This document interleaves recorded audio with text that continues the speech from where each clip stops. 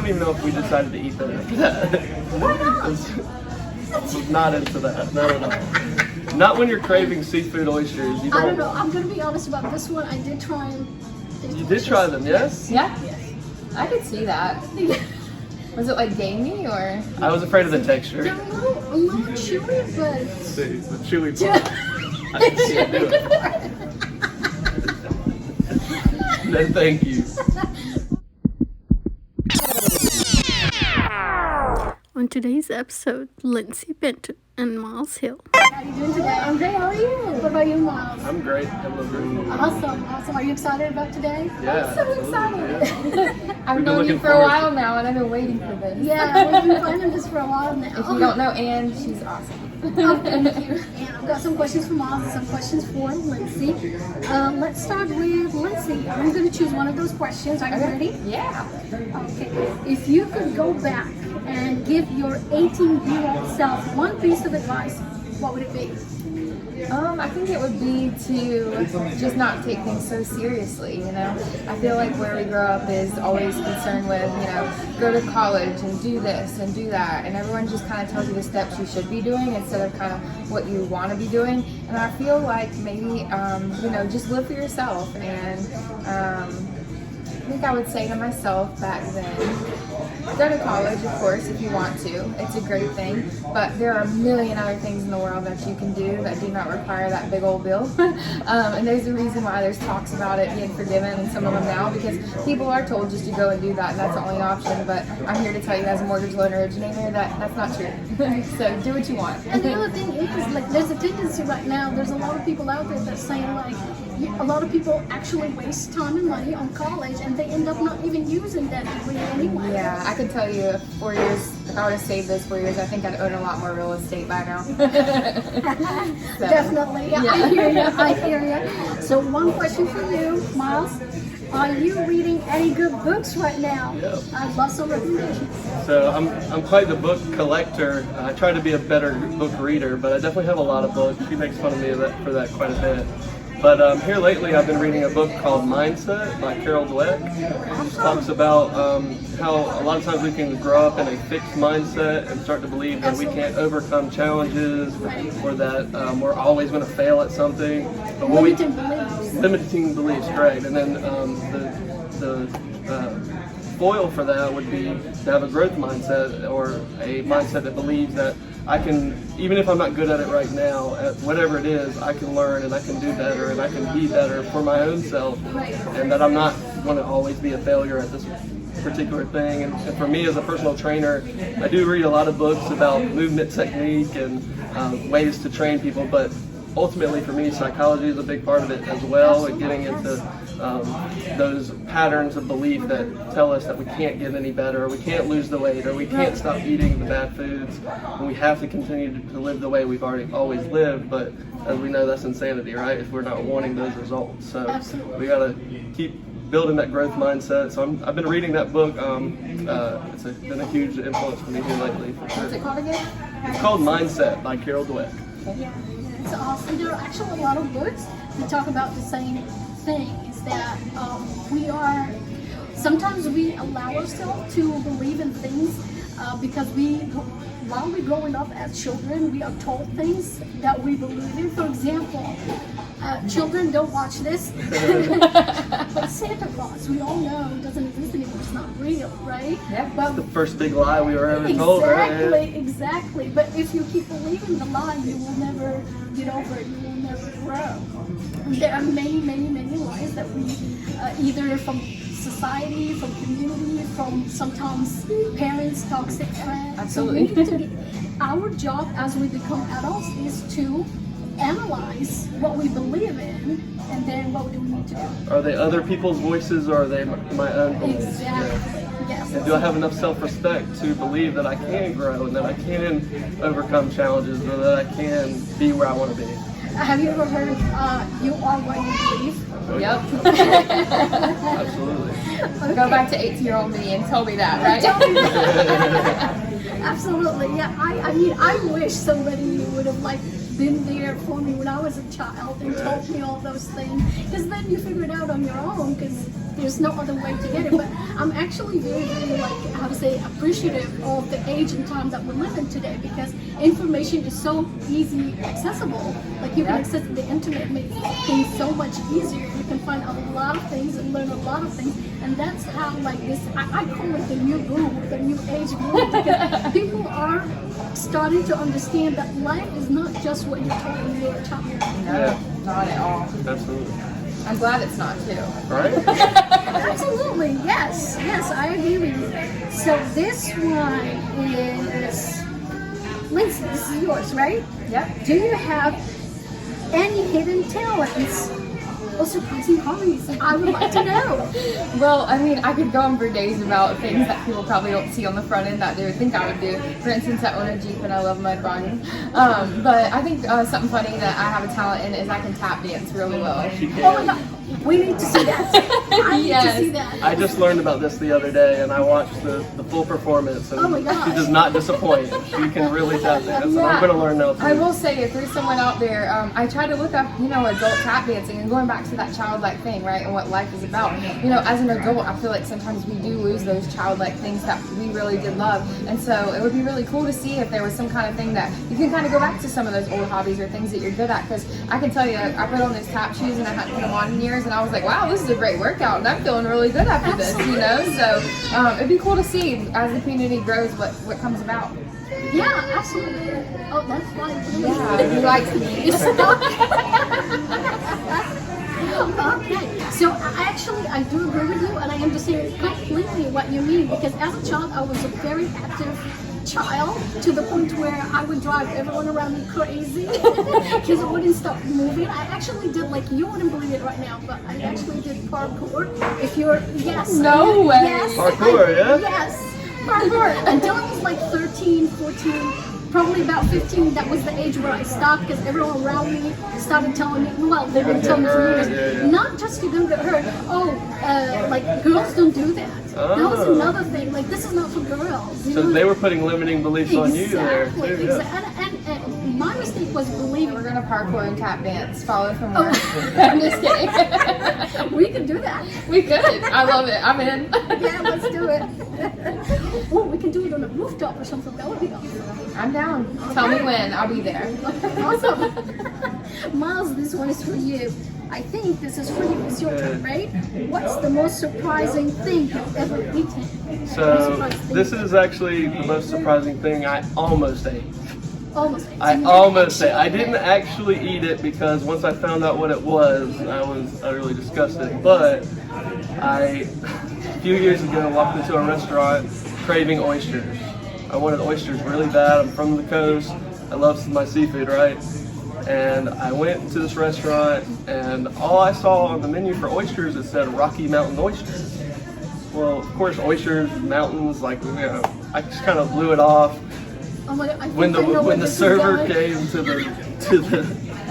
the table and asked me what I want, I said, very confidently, I want the oysters. Didn't really say the Rocky Mountain. I want the oysters.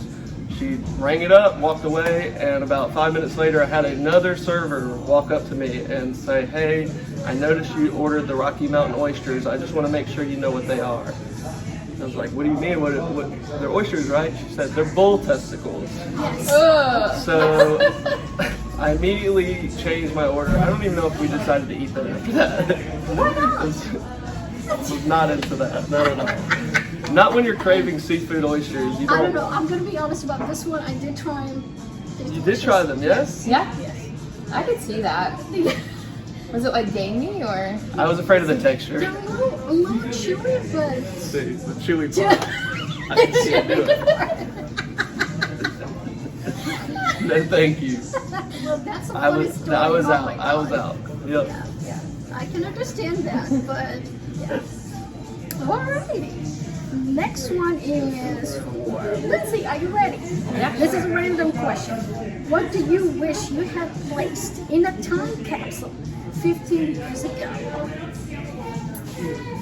I would say probably about 20 Bitcoins. What do you think? Oh my gosh, yes. Yes, this is the best answer ever. Like, Yeah, I mean, can you imagine? I know people back in the day were buying Bitcoins for various reasons, and you know, I never got into it, and now they have like 4, 5, 6. I mean, they could, you know, to your point, cash out and be living well, you know, I mean, not as well as I plan to live, but still, you know, you have some savings in the bank with that. So I have to say, final answer, if I could go back 15 years ago, Bitcoins, 1, 10, 20, however many I can get my hands on, put them all in, close it up, I'm done. that's a great answer. Yeah. That's a great answer.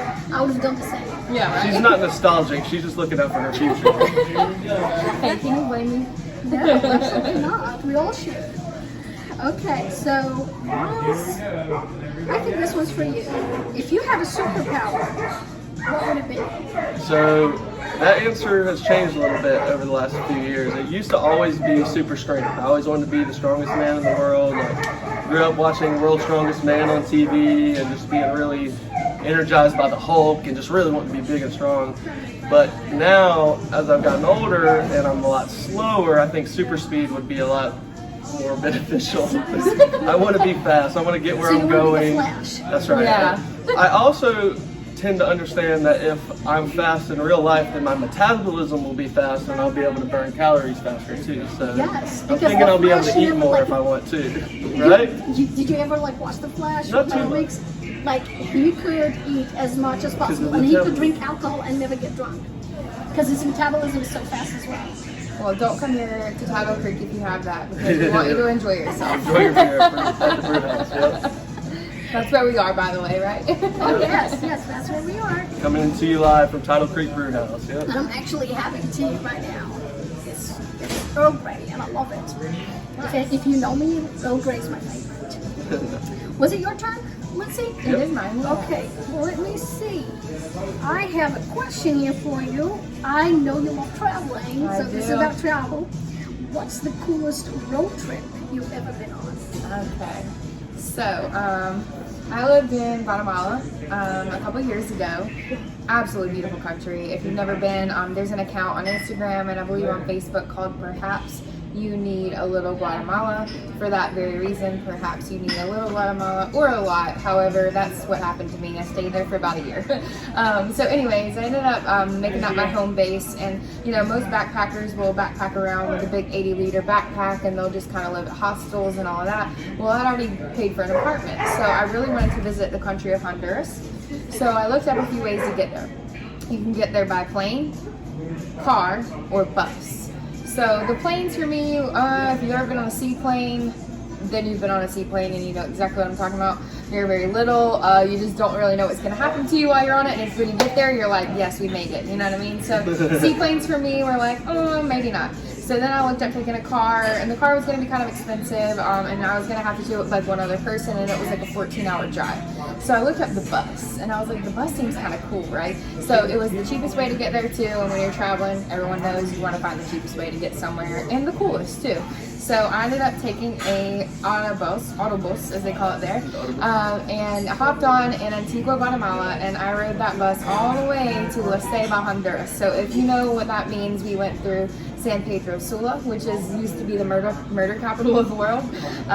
We drove through countrysides like no other, you know, palm trees everywhere. But the coolest part for me was passing all the beaches. I grew up here in Myrtle Beach, and the beach here has grown so much, and I'm thankful for that, right? But seeing these beaches was different. It was a pristine, you know, blue water, beautiful sand, untouched by the American dollar. And so that 14-hour drive was the best 14-hour drive ever, and I didn't sleep at all. Most of the other travelers were passed out or whatever, but me and this guy sat on the back and we were just staring out the window, and it was gorgeous to see. And you know, there were times when I was like, are you sure we should be stopping here? You know, murder capital of the world, we're taught here, don't do it. But stopped at the gas station, and here I am to say it. So I think it was really cool for all different reasons, but just getting to see the countryside and places that no one really goes was definitely my favorite. Wow, that's really awesome. Yeah, I loved it. It was No cool. fear, no nothing. You just went. I mean, you know, you can't live in fear. No, you know? absolutely not. There was times I would I would feel it, but I'd let it pass because what are you going to do when you're on a bus? Like hop off? You know? So yeah, that was definitely my favorite. Honduras is absolutely beautiful. I went to a island underneath the island of Roatan called Utila. Highly recommend it. A lot cheaper than Roatan. No resorts, no cars on the island. Just lots of fun. So Cool. That's really cool.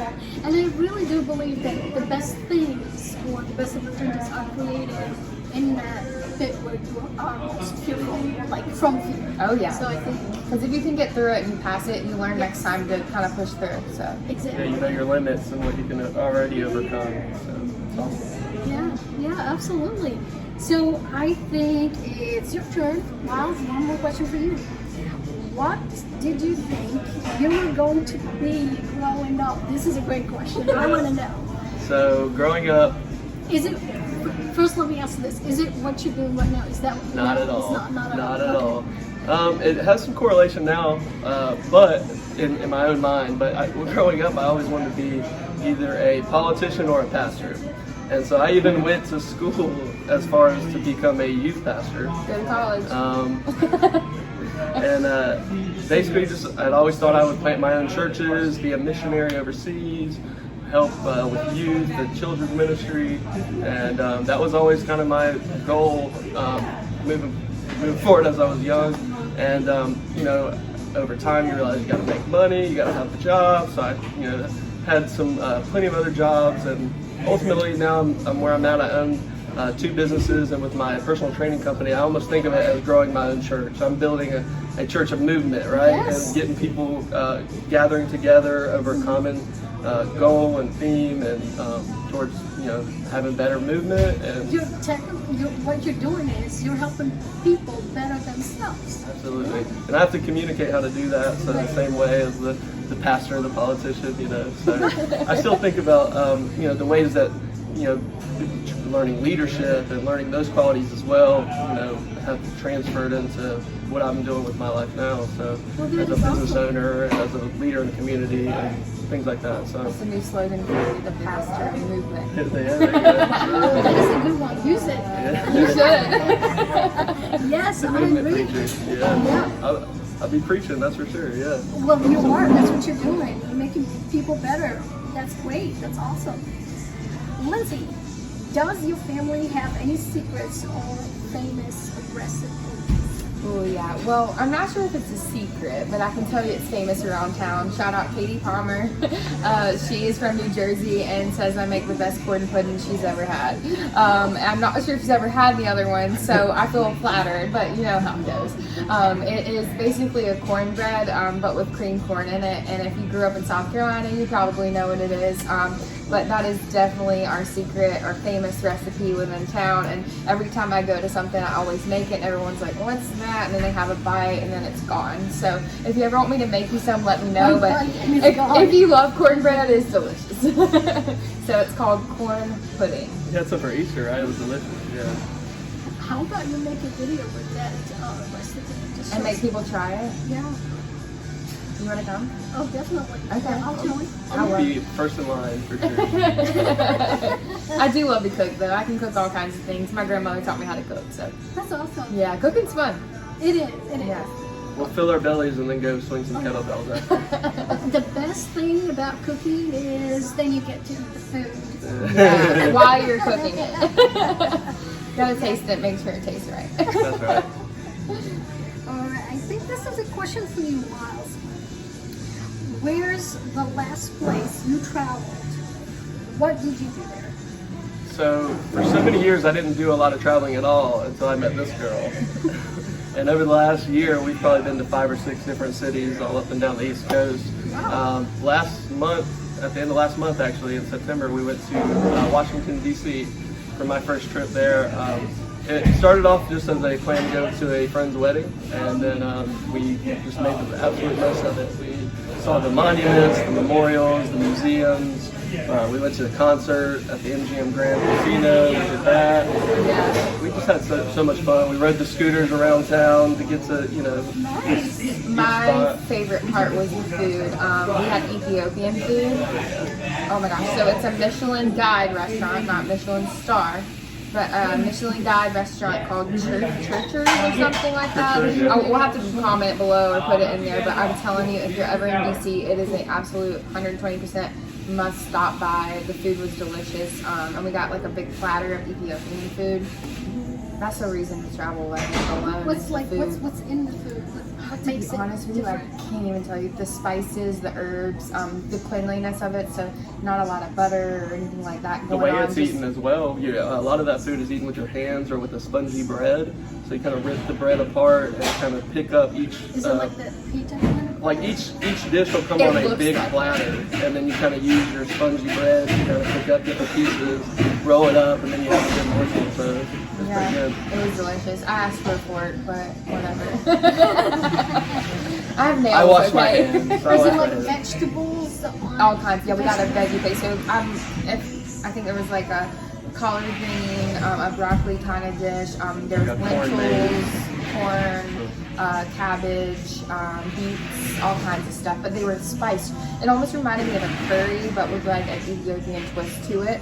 So everything was flavored very different. So if you mix them together, you could try different ways that they were made, and then put it all together, and you got a different flavor every time. So. And of course, I wasn't going to settle for the veggie plate, so I got a side of a big beef that we shared as well that we put into it. It was good. Absolutely. It was on point, perfect. Yeah, Awesome. so check it out. Pictures? Always go into the food. I think I did Was it take a Ethiopian picture. food? Yeah, maybe I did. Well, share this. Yeah, right now? Well, later on. Oh, okay, yeah. Yeah. Yeah, because you could definitely tag it. I think I did take a picture of the veggie platter, and oh man. And we had a beer there too. Yeah. The Ethiopian Ethiopian beer was Yeah. really good too. Awesome. Yeah. Awesome. Yeah. That's really great. So good. But we had a Travel for the very food. good time in DC. Oh, we always we try to go to all the food spots. I think we had some French, we had some Spain, was it? Yeah, we did Yeah. tapas, yeah. Yeah, so all kinds of stuff there.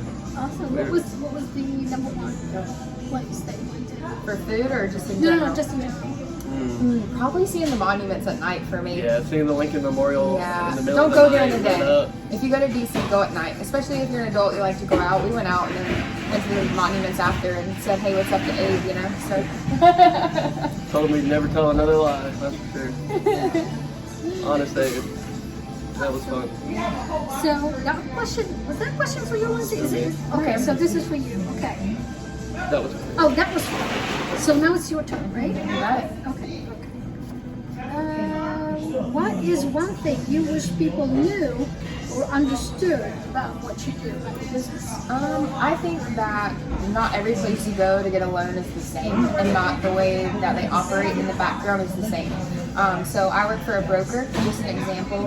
A broker is actually normally, for the most part, if you do a primary home or investment, always going to have more options for you.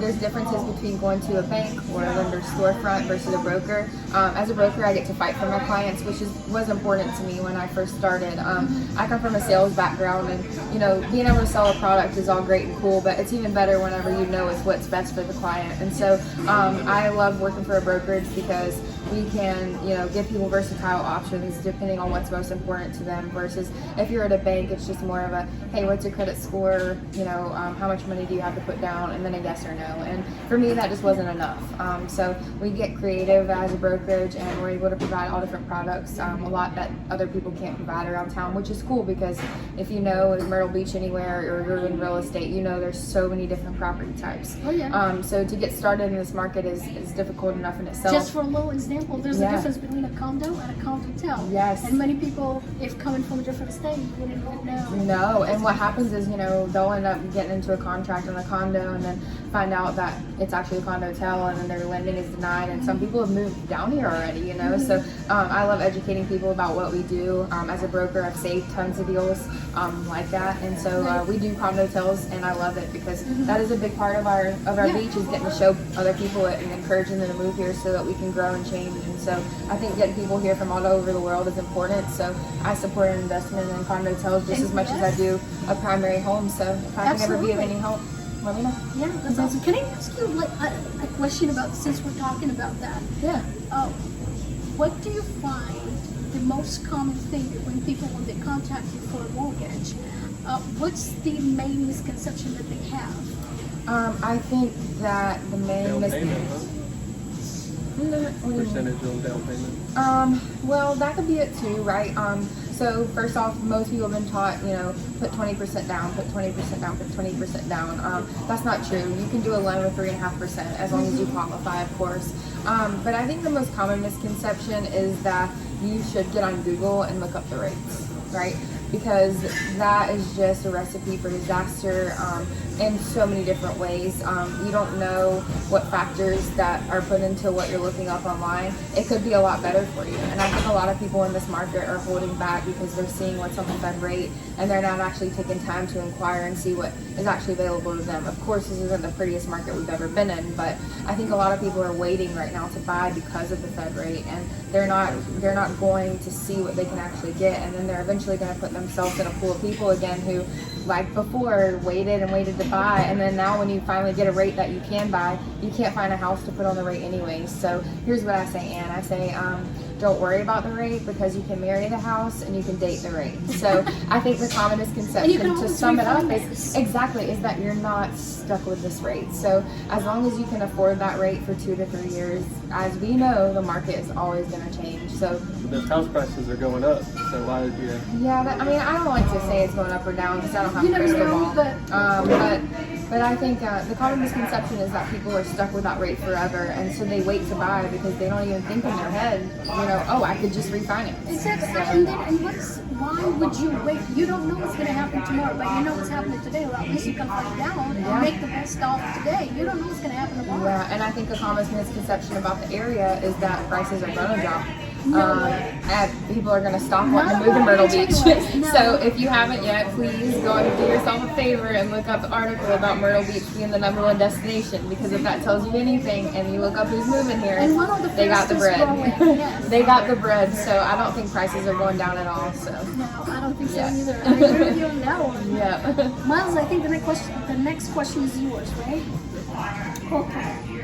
When you just started, what were the challenges that were the most surprising, and how did you overcome them? So I actually own 2 businesses. I own a real estate recording business where I record deeds and mortgages for real estate attorneys at the courthouse.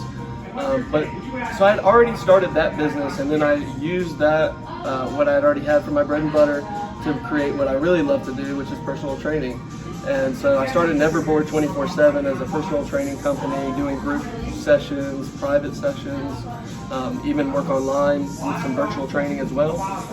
And for me, I had already learned a little bit about how to create a business and get a business off the ground, but for part of my story was losing 120 pounds using kettlebells or rope flow.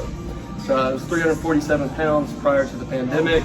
I started losing that weight, and I realized that all of the gyms were shutting down because of the coronavirus. And these kettlebells were going out of stock everywhere online. All the stores were selling them like crazy because people were realizing they need to work out from home if they're going to get a workout in. They get the kettlebell home, and then it collects dust in the corner because they realize they don't know what to do with it. And so for me, as a certified kettlebell teacher and as a functional movement specialist, I started this company to teach people how to use the kettlebells, how to get moving, even if the gyms are shut. So when the gyms started opening back up, I thought I would be welcome there. I'm a trainer. I've worked out. The conventional wisdom is that things would go really well for me inside of gyms. But actually, I have somehow become an opponent to machines, right? So if people are coming into the gyms, they typically would like to use machines, things like that. Me. I don't like those. There you free go. weights, right? That's why I don't go to the gym. Yeah. I don't. And I've been in gyms my whole life. There's nothing particularly terrible about using machines. No, there isn't. But I do have a treadmill, so I'm gonna say that. So that was a challenge for me, was realizing where am I going to be the most accepted, and how am I going to get what I know out to the people that need it the most. And so I started experimenting with different venues. We're here today at Tidal Creek Brew House, where I began a class every Tuesday night at 6:30 to teach kettlebells and rope flows here. So that's pretty unconventional at a brewery, right? We call it Bells and Brews every Tuesday night. And then we started doing some things at a local gym that did accept me there, called Iron Legacy Gym. Is that the one where? They used to be the old Gold's Gym in Myrtle Beach. Yep. Yes. So I started teaching a weekly class there, which they were pretty accepting. But even there, it wasn't really the bodybuilders and powerlifters that were attending the class. It was the more senior community that was still attending the gym. Can I give you an idea? Because Sure. this is something Always that me and my husband found out. We love bowling, so I love bowling. And we found out a video on YouTube how to use a kettlebell to train for bowling. Yeah, absolutely. Yes. Wow. Yep. So that could be something that you could train, and I would. Bowlers, I would golfers, absolutely, 100%. And so what I've learned is actually to use my general knowledge and not be so general with it. I've actually become more niche focused Yeah. with what I do. Yes. And so I started working in more 55 and older lifestyle communities that are, open-minded seniors that are just wanting something to get them moving functionally, and still be able to, keep the weight off or be able to age gracefully. Everyone has different goals, and that's what I thought starting into it, that as someone who lost 120 pounds, that I would attract a lot of sedentary people or people that were just trying to look for something to get going. There's a lot of people who can relate with your story. I mean, there's a lot of people out there who want to lose weight and keep the weight off. I just don't know where haven't to been start. successful. I mean, I lose weight and then I it's And it's a easy to roller get back, coaster. yeah, absolutely. And then you get it back so much faster than when you actually Then you try lose to it. get Yeah. off. Yeah. I'm going through that. So And what I've learned about that, though, psychologically, is that it only works if you do, right? And you got to find what works for you. Yes, And so, because we're different. absolutely. Yeah. So for me, kettlebells is my love. It's my secret sauce. You It's the found things what that you help love. me. There's going to be other things for other people, but I know that I can help. I mean, first of all, kettlebell is the most universal exercise equipment you can get your hands on. You can use it You learn how to absolutely do anywhere. It so. doesn't matter. Exactly. So for me, it was just a challenge to really realize who I needed to be focusing my attention with, the people that were. So here's two things that I want to comment on. So you gave us two business advices right here. Narrow down your niche. Yep. Yeah, the narrower the Absolutely. better. And then the second one is what you were just saying is choose what you love. And when you find the thing that you love, you're gonna find the passion, you're gonna find the motivation to do it. And you're going to find a way to make it succeed. Absolutely. And have the results you're looking for. And that's been my story so far. I mean, over the past year, it's been a lot of trial and error. It's been a lot of learning when to cut things short and move in a stronger direction. And things are really doing great right now. They're picking up fast. Yeah, So. they are. Awesome. This is great. Yeah. Lindsay, next one is for you. Are you ready? I am ready. Okay. What message would you like to share with everyone who's watching us or tuning in on the podcast? So that's funny because it's exactly what we already just said now, what I was going to think about. But to your point, do something you love, do something you believe in. I spent years in sales and things that I didn't know anything about. For example, I worked for Mercedes for a while and I sold cars. Cars are cool. Mercedes. Cars are not my thing, right? So I could sell anybody because I can talk to an Eskimo and sell them, ice balls. But I just think that being in something you love is where you're going to be successful. And this is the first time where, I'll give you a backstory. I started timeshare whenever COVID was happening. So I was pitching vacation with a mask over my face.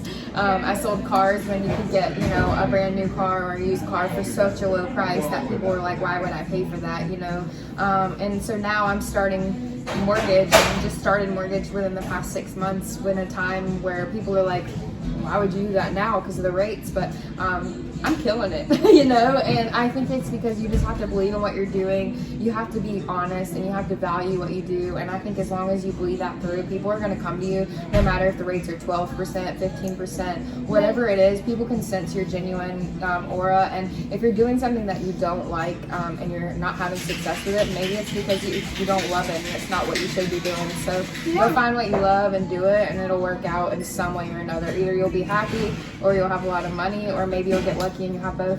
So. Yeah, absolutely. And Yeah. I really, really believe when people start doing what they love, they're just bound to start making money out of it, because Exactly. it's just you become like this magnet to all the people that can relate to what you love. So you start to attract the people that Yes. are like you, and I think that's why we ended up together about a year ago. Yeah. Wow, that's so, awesome. Yeah, I would say that, I think. Yeah. Awesome. Do I still have any more questions? Let's see. Fire off a random one.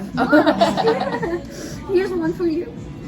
where can our viewers or listeners find you online? Absolutely. So I run pretty good social media on Instagram, Facebook, TikTok. The handle is neverbored24/7. Never bored. Yep. 24/7. 24/7, or Hill Miles 27 on Instagram, where I show a lot of flows, where my kettlebell juggling, rope flow.